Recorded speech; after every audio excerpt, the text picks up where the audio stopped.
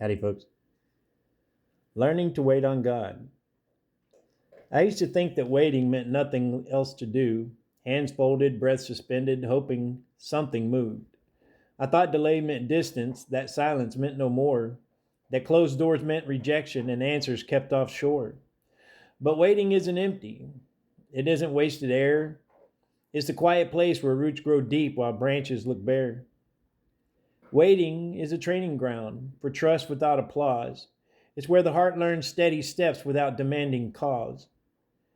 It's waking up and choosing to pray the same prayer twice, not because it hasn't worked, but because faith pays the price. Waiting feels like standing still, but something always shaped. Patience in the bloodstream, pride beginning scraped. I've learned not to rush the hand that never drops the thread, learning not to write the end before he finished what he said. Because God is never late, he doesn't run behind. He moves at the pace perfectly for shaping soul and spine. When I try to force the answer, I bruise what should unfold. When I try to speed the harvest, I miss what's waiting holds. Waiting teaches listening, to whisper over noise, to teach me to choose his will over my own choice. I'm not passive, I'm alive. It's faith that stands and stays. It's learning how to trust the dark because I've seen the day. And in the waiting, something shifts. Not the world outside, but the restlessness within my chest that slowly learns to abide. So I will wait, not with despair, not counting what I lack, but with the steady confidence he's forming what I can't track.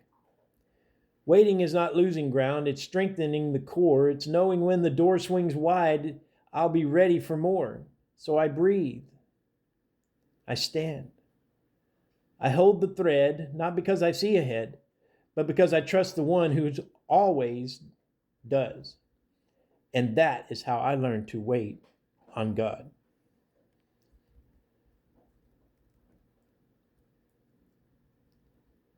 So what waiting did for me? I thought waiting stole my time, left me standing still. I thought it held me back from life and bent against my will. I counted days like losses, marked them in my mind.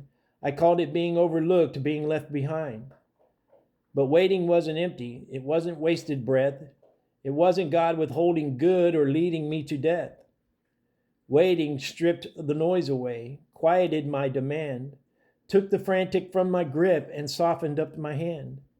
It slowly, the pace of proving, it cooled the heat of pride. It taught my restless heart to live without something to hide. What waiting did was humble me without crushing who I am. It showed me faith isn't loud, it's steady when I can. It made my roots grow deeper while nothing moved above. It taught me how to stay in peace without the rush of love. Waiting built endurance where panic used to rise. It taught my eyes to see the gift inside of closed replies. It trained my hope to anchor without a visible shore.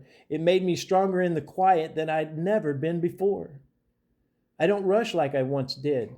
I don't fear the pause. I don't mistake delay for loss or silence for a cause.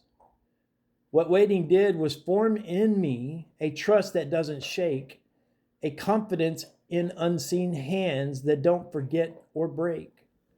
I thought waiting was the absence of something I desired, but waiting was the furnace where my heart was rewired. Now, when time feels heavy, I don't embrace against the load. I remember what I became on that unhurried road. Waiting didn't steal my life, it strengthened what was weak. It taught me how to stand in truth when nothing else would speak. And if I have to wait again, I won't fear the cost, because I know what waiting builds in hearts that won't be lost.